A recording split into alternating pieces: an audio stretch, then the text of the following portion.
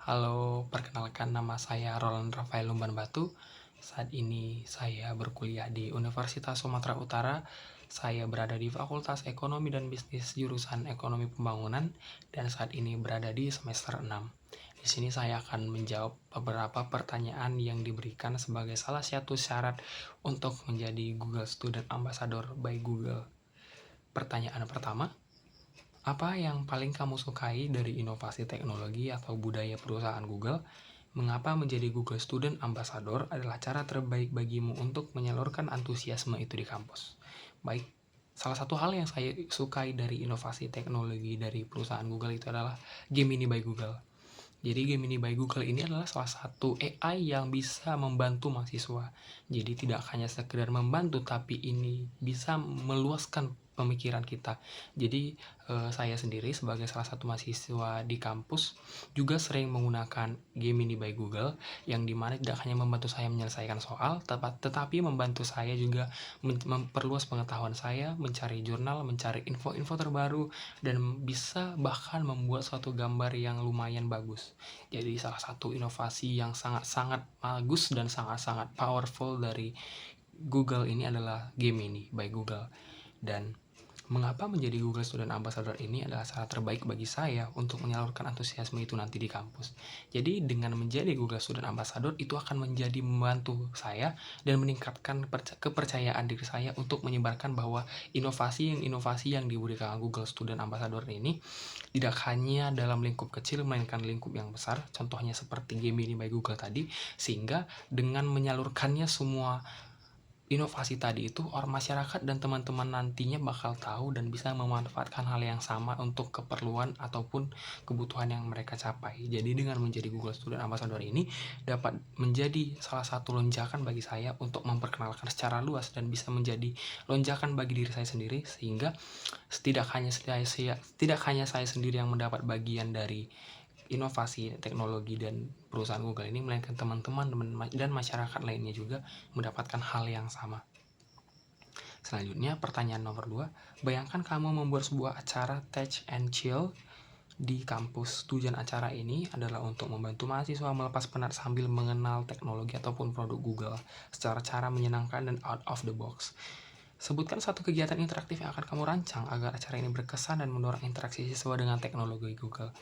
Jadi ketika saya akan membuat sebuah acara Tech and Chill, saya kepikiran untuk membuat suatu acara di mana untuk menarik perhatian masyarakat itu ataupun menarik perhatian dari teman-teman yang mendengarkan di acara tersebut. Saya akan pertama-tama melihat dari latar belakang sebelumnya, yang dimana saat sebelumnya ada teknologi ini, masyarakat masih harus kesusahan untuk mencari info, kesusahan mencari informasi terbaru, ataupun mencari hal-hal yang belum mereka ketahui. Walaupun ada buku, tapi notabene-nya tidak semua masyarakat bisa mendapatkan buku tersebut ataupun informasi dari luar yang tidak diketahui. Jadi, saya akan menyiarkan secara langsung di depan bagaimana teknologi, salah satu teknologi tadi yaitu Gemini by Google, saya akan memperkenalkan itu dengan cara menunjukkan bahwa inovasi ini benar-benar ngebantu mahasiswa terutama.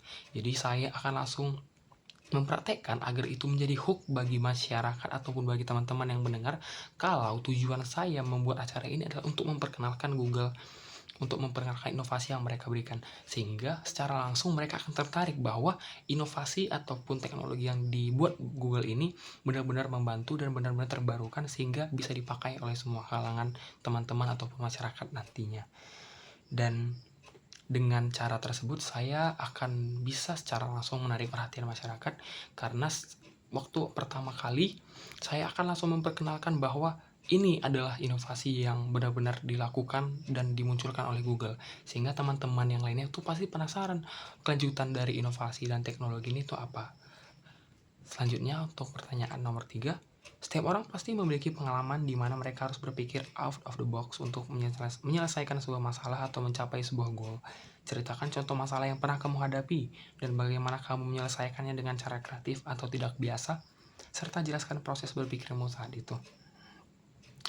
Jadi sewaktu itu saya berumur sekitar kurang lebih 15 tahun.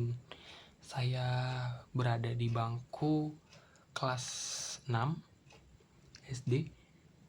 dimana saya saat itu sedang ada masalah, dimana saat pulang sekolah saya sudah tidak memiliki uang jajan atau uang saku untuk pulang, dan kondisinya di situ tuh sudah sehabis les dan tidak ada teman sedikit pun di situ karena tinggal saya sendiri di dalam sekolah tersebut.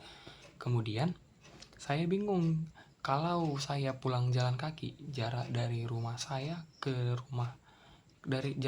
sekolah ke rumah saya itu berkisar hampir 20 km. Jadi ketika saya sedang bingung, saya kepikiran salah satu barang yang sering dimainkan dari waktu kami sejak kecil. Itu kami sering memainkan sebuah kelereng. Jadi kelereng itu kami sering memainkan di waktu sela-sela istirahat di waktu sekolah. Jadi waktu itu saya memiliki sebuah kelereng di dalam tas saya, dan kemudian saya berjalan sedikit keluar dari sekolah dan melihat beberapa anak-anak yang ada di dalam komplek tersebut. Awalnya saya hanya bingung melihat mereka, sekalian sambil berpikir gimana caranya saya bisa pulang saat itu dengan kondisi saya tidak punya uang saku.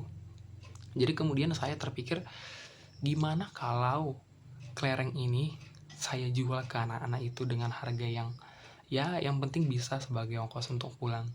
Jadi ketika saat itu terjadi dan ketika saat itu terpikir oleh saya awalnya ragu gimana caranya supaya apakah ide ini bisa benar-benar membantu saya ataupun hanya bakal dicuekin oleh mereka, apalagi saat itu posisinya sebagai anak-anak yang tidak tahu apa-apa.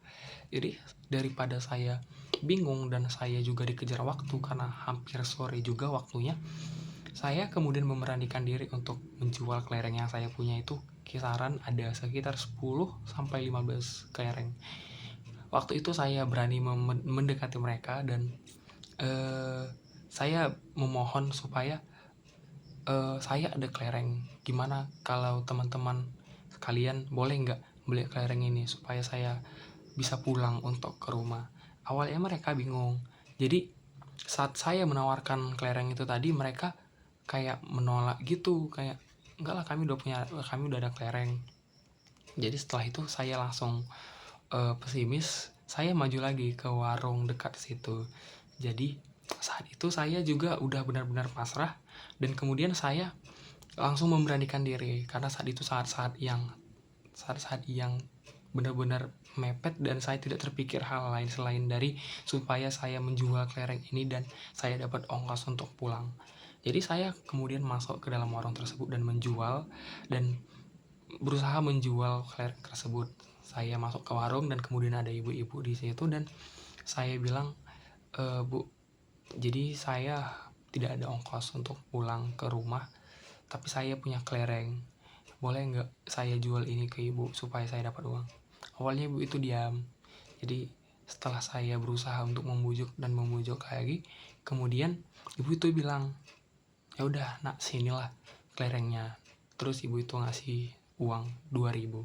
Setelah saat itu saya langsung berterima kasih dan saya langsung pulang. Dan hal yang bisa saya dapat dari situ adalah bagaimana cara berpikir itu saat-saat waktu kritis ataupun saat waktu yang tenggang.